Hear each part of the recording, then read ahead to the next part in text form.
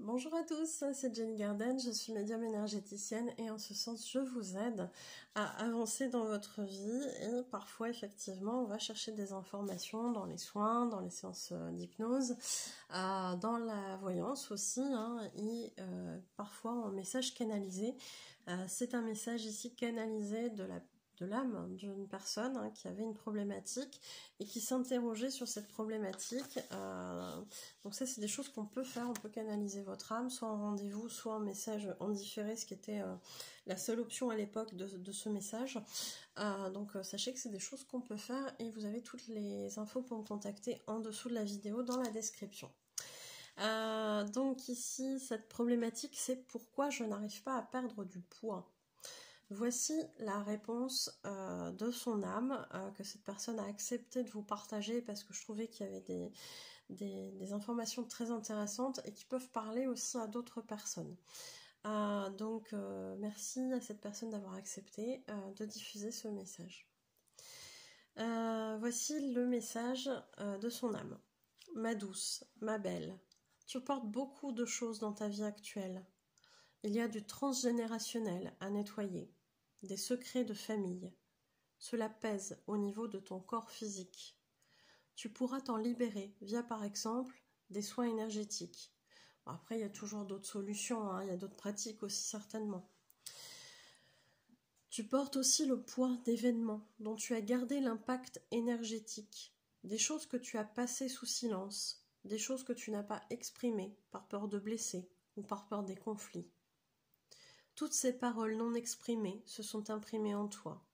Libère-les, autorise-toi à le faire.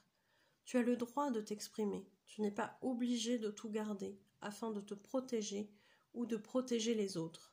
Cesse de te sacrifier, tu as le droit au bonheur. Donc effectivement, ça c'est important ce point-là, c'est qu'effectivement parfois quand on stocke physiquement parlant, c'est aussi une somatisation d'un problème plus profond. C'est pas forcément que lié à l'hygiène de vie, c'est pas forcément lié que au repas qu'on prend, aux calories qu'on mange. Il y a ces facteurs-là bien sûr qui sont présents. Il y a aussi l'activité, etc., qui peuvent jouer sur le poids, mais il n'y a pas que ça. Il peut y avoir aussi effectivement des problèmes héréditaires, on peut avoir effectivement du transgénérationnel qu'on porte, et ça amène un poids aussi physique, même si ça n'est pas forcément la totalité du problème, et ça il est important de l'entendre. Il est important d'entendre aussi que tout ce qui n'est pas exprimé reste à l'intérieur de soi. Et tout ça, ça a à un moment donné effectivement un impact sur le corps. Donc ce corps qui va venir se montrer, qui va venir dire il y a un truc là, il y a un truc, pourquoi tu vois pas là, il y a un truc à faire.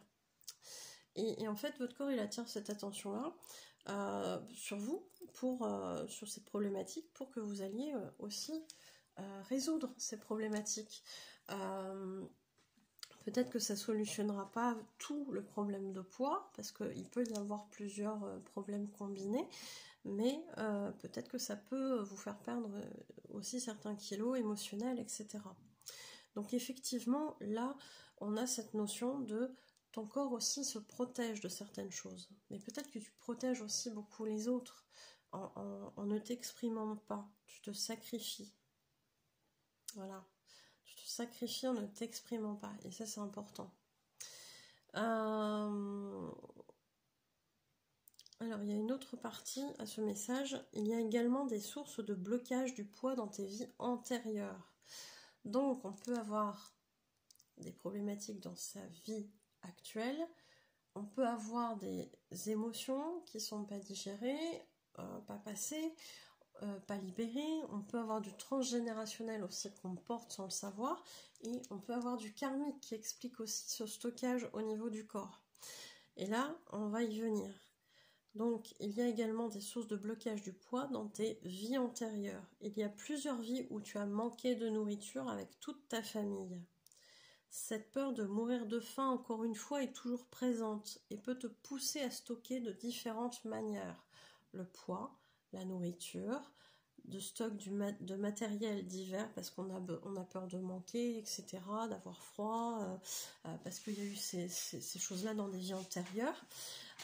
Et là, dans son message, elle évoque aussi, tu es morte, tu as manqué de nourriture avec toute ta famille. Est-ce qu'il y a eu décès ou pas? Je ne sais pas encore, peut-être que c'est dans la suite. Je sais que j'ai travaillé sur d'autres personnes où il y avait ces problématiques-là de décès parce qu'il y a eu manque de nourriture et compagnie, où il y avait effectivement beaucoup de stockage par la suite dans la vie actuelle. Hein. Bah oui, c'est normal, ça, c'est logique. Quand on n'a pas éliminé ces choses-là.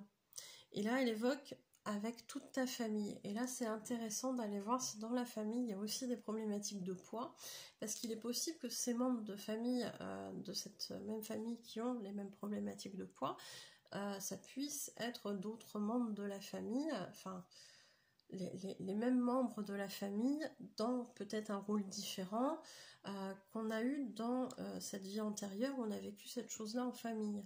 Par exemple, votre frère, c'était peut-être votre mère dans une vie antérieure et vous avez vécu cette problématique-là, etc. Hein, on peut mettre ça dans... On peut tourner tout le monde dans tous les rôles. Hein. Cette peur de mourir de faim, encore une fois, est toujours présente et peut te pousser à stocker de différentes manières. Hein, je le relis. Poids, nourriture, stock de matériel divers, etc. Un travail sur ta sécurité intérieure pourrait t'aider afin de te rassurer. Donc ça, c'est aussi l'enfant intérieur. Peut-être qu'à un moment donné, il y a eu un besoin de quelque chose qui n'a pas été satisfait et qu'il y a eu une peur derrière de ne pas vivre, de ne pas survivre, etc. Hein. D'ailleurs, ce corps qui a souffert du manque de nourriture, a été trop faim, mal nourri, a eu des carences.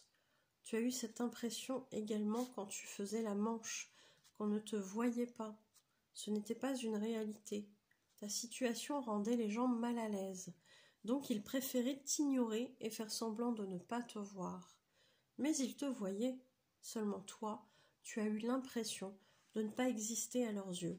Ton âme a gardé ça en mémoire. Et aujourd'hui, ton corps fait l'expérience inverse afin de sentir ton corps, qu'il puisse être vu et avoir cette impression d'exister aux yeux des autres et ainsi de te sentir aimé et de pouvoir être aidé.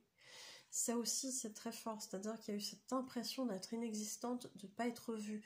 Et là, on comprend que c'est bien cette impression qui cause cette nouvelle expérience dans cette vie actuelle avec un corps qui est plus volumineux, qui fait qu'on va être vu cette fois-ci. Vu, reconnu, peut-être aidé, peut-être aimé aussi. Et c'est ça que l'âme finalement a cherché à expérimenter. De toute façon, dans toutes nos vies antérieures, on va expérimenter toutes les facettes d'une même chose. Donc si on expérimente des problématiques de corps, par rapport au poids, on va vivre le côté je suis faim comme ça et à un moment donné j'ai du poids en trop, etc., etc. Donc ça c'est pas illogique à mon sens d'avoir cette réponse là, mais là ce qu'il y a derrière c'est le côté émotionnel qui je trouve est très intéressant. C'est dans ma vie antérieure on m'a pas donc c'est pas forcément la même, hein. Ça peut être la même, ça peut ne pas être la même. J'ai été sous les ponts, j'ai fait la manche, et derrière, effectivement, j'ai eu ce côté où j'ai pas été vue par les gens. Et j'ai gardé ça, je ne suis pas vue. Je ne suis pas vue dans ce corps tel qu'il est. Et ce corps était très fin. Et là, ce qui se met en place, c'est pour être vu, il faut être plus imposant en termes de corps. Et du coup, peut-être que là, effectivement, on me donnera de la considération, on m'aidera, on m'aimera, on portera attention, etc. C'est ça aussi qui a besoin de guérir derrière.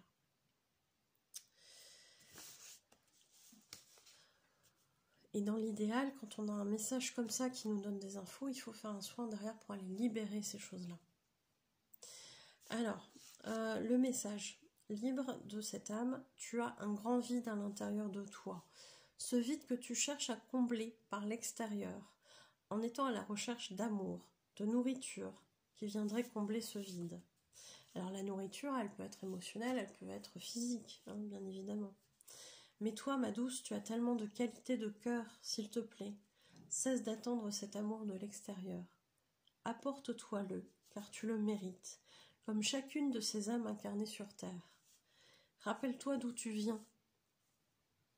Tu viens de la source. Cette source lumineuse est pleine d'amour. Tu es une part de cette source. Reconnecte-toi à cette lumière et à cet amour que tu as en toi et tu te sentiras moins seule, comprise et aimée. Alors j'ai fait une petite pause parce que d'un seul coup j'ai senti en fait cette reconnexion à la source où effectivement c'est que du bonheur, c'est que de l'amour, c'est que de la bienveillance, etc. Et ça me met des petites, je sais pas si ça se voit, mais ça me met des petites larmes là qui sont montées un petit peu. Elles sont pas descendues, mais c'est vrai que c'est à chaque fois que je me connecte à eux, il y a énormément d'amour qui passe, c'est vraiment intéressant de ressentir ces choses-là. Et c'est aussi des choses qu'on ressent dans les contacts défunts, où on sent que cet amour est toujours présent, bien évidemment. Chaque épreuve que tu subis est un moyen pour toi de pouvoir te reconnecter à l'amour. Fais-toi confiance, toi, tu as tout en toi pour réussir à t'aimer, comme je t'aime. Tu es magnifique et n'oublie pas que ton corps est un véhicule pour ton âme. Chéris-le, aime-le et prends-en soin autant que possible, car lui seul te permet d'expérimenter cette incarnation. C'est vrai, s'il n'y avait pas notre corps physique, on ne vivrait pas cette matière-là, hein, effectivement. Hein. Tu es parfaite comme tu es. Réconcilie-toi avec ton corps. Il ne mérite pas que tu lui en veuilles de n'être pas conforme aux attentes de la société dans laquelle tu vis. Montre-leur qu'on peut être belle et en forme en ayant des rondeurs. Les rondeurs sont féminines, c'est beau. Alors on a un beau message d'amour là de cette âme pour cette personnalité qui est incarnée.